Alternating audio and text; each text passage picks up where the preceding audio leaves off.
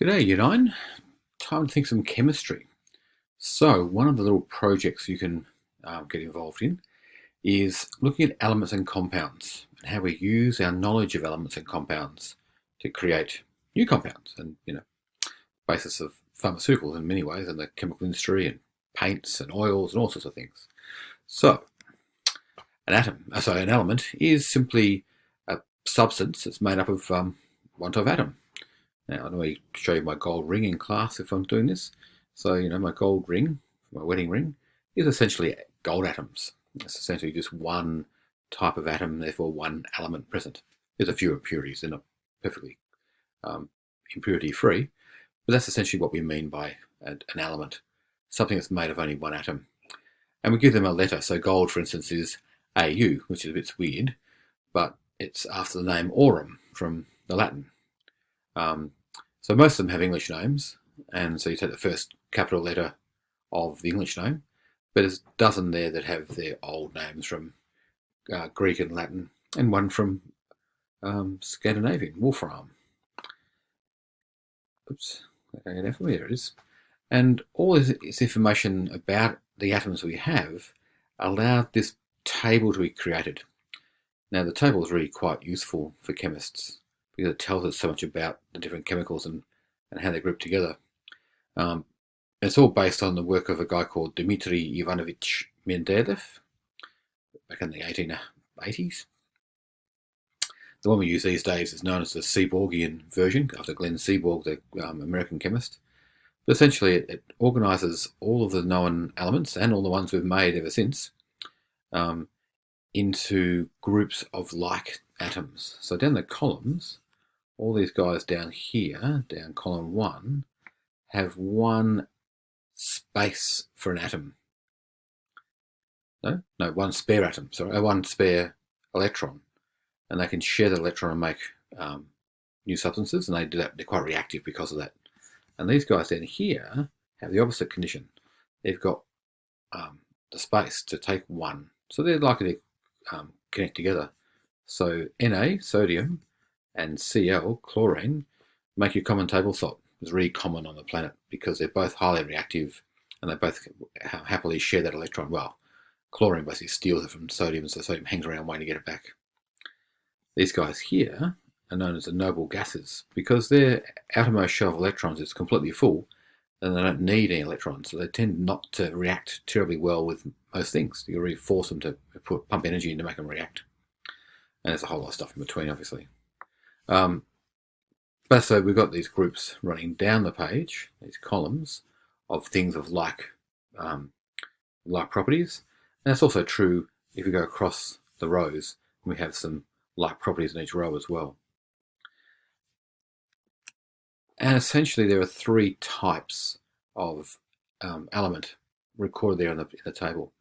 There's the metals, and you know metals quite well. My gold ring's a metal, obviously. Usually solid at room temperature. Often shiny or can be shined. Can be shaped. We call that being malleable. So obviously making jewelry and things and making steel is very handy. Drawn to wires. Think about copper, making copper wires through it, so that's called being ductile. And of course they usually conduct heat and electricity. Now you've got a whole lot of can be usually thrown in there because there's always a few things a bit different. Mercury, for instance, is liquid at room temperature, so we use it in thermometers. Aluminium is not a great conductor, so there's variations. There's a bunch of stuff called the non-metals. So essentially they're the opposite to a metal. Most of the elements are metal, the vast majority are metal. The non-metals are a smaller group. They are usually gas at room temperature. So, although sulfur there is a solid. I've got 2 examples that aren't. Bromine's a liquid. They are semiconductors. They can be used to do some conducting of electricity and heat, but you've got to change them a little bit to make them happen. They're generally fairly brittle. So sulfur's obviously a powder most of the time. And so you can't draw them into wires, you can't shape them, not much use in that sense. And then there's the stuff that's in between, the metalloids. And so these things have some of the characteristics of being a metal and some of the characteristics of being a non-metal. And apparently the rarest of all of them is astatine. And it's so rare, they reckon there's only about 1/3 of a gram on the entire Earth's surface, which is pretty weird. And that crystal there is a crystal of astatine, showing that crystalline structure, so showing some metal characteristics, but it's not a metal, so it doesn't conduct anything. So they're the three main groups. And then, of course, when we put things together, we make new stuff, compounds. On the top row there, we've got compounds or molecules of elements. So hydrogen, oxygen, nitrogen, chlorine all exist in our atmosphere as gases. They're all non-metals. Hydrogen, non-metal, yeah. But they have to join together. They form pairs to exist because they react to form a pair. They're sharing electrons. Here we have some new compounds. These are things sharing stuff. So nitrogen oxide, a nitrogen and an oxygen. Water, pretty common to all of us. 2 hydrogens and an oxygen. Of course, these two guys are here a gas. This one's liquid at room temperature, so it changes the product, the properties. Nitrogen, nitrogen oxide, dioxide, 2 O's and an N. Carbon dioxide, 2 O's and a C. They actually remain gases, but we get these change in properties of all these things as we put them together. And of course, people love studying that very idea. So your task, if you choose to take it on, is have a look at these lessons. There's some practical stuff you want to do, let me know. We're going to book that up early. So you're going to investigate what we know about elements and how they form compounds. Some lessons on style for that purpose. And then you're going to use that knowledge and try to think about, okay, so how does science use that knowledge of elements and compounds to address some maybe issue or problem we have as a society? And you can imagine at the moment lots of people working very hard to find ways of reducing pollution, particularly gaseous pollution that attacks our ability to operate as a planet, that creates climate change and things.